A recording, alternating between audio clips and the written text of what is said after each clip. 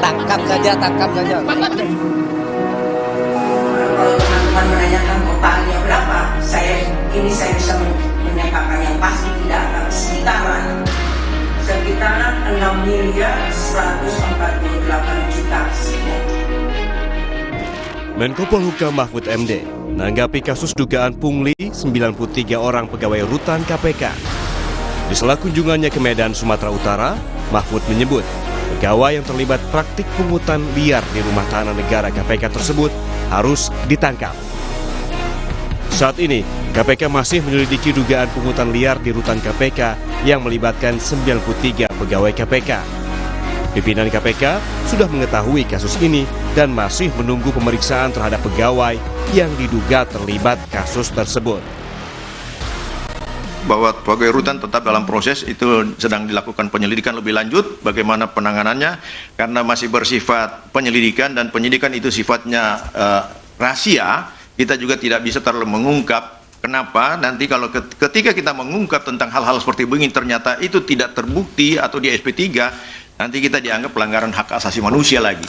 Dan itu makanya dikatakan bahwasanya penyelidikan dan penyidikan masih bersifat rahasia untuk menjaga nama baik dari orang-orang yang sedang dilakukan pemeriksaan.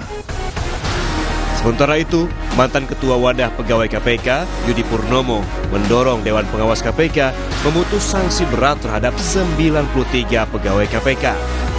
Yudi menilai pelaku pungli bisa dijatuhi sanksi pemberhentian tidak hormat hingga sanksi pidana. Kita berharap Dewas tegas ya terhadap keterlibatan 93 orang ini dalam dugaan pelanggaran etik. Kita berharap bahwa bukan hanya tindakan secara etik sanksi berat diberhentikan dengan tidak hormat, tapi juga pidana. DPR mempertanyakan integritas aparat dan sistem di Komisi Pemberantasan Korupsi. Anggota Komisi 3 DPR RI, Taufik Basari, menyesalkan praktik pungli di rutan KPK. DPR mendorong penegakan hukum terhadap oknum yang terlibat dan evaluasi sistem di KPK yang seharusnya bersih dari praktik pungli. DPR pun meragukan integritas aparat yang ditugaskan di KPK, terlebih setelah merosotnya kepercayaan publik terhadap Komisi Pemberantasan Korupsi. Ini satu hal yang sangat menyedihkan ya, ketika pungli justru terjadi di dalam tugas yang menjadi tanggung jawab dari KPK ya, di mana seharusnya KPK adalah lembaga yang harus kita jaga sebagai lembaga yang sangat bersih, memberikan contoh termasuk juga dalam hal pelaksanaan tugasnya itu memiliki integritas yang sangat-sangat tinggi. Sebelumnya, dugaan pungutan liar di rutan KPK disampaikan anggota Dewas KPK Albertina Ho dalam keterangan pers laporan kinerja Dewas KPK 2023. Dewas KPK menjelaskan petugas rutan yang diduga menerima pungli dalam jumlah berbeda-beda, mulai dari 1 juta hingga 504 juta rupiah. Jumlahnya mencapai total 6,1 miliar rupiah. Paling sedikit itu menerima 1 juta. Dan yang paling banyak menerima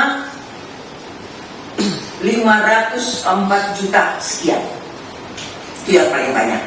Lalu kalau teman-teman menanyakan totalnya berapa, saya bisa menyatakan yang pasti tidak, tapi sekitaran 6 miliar 148 juta sekian.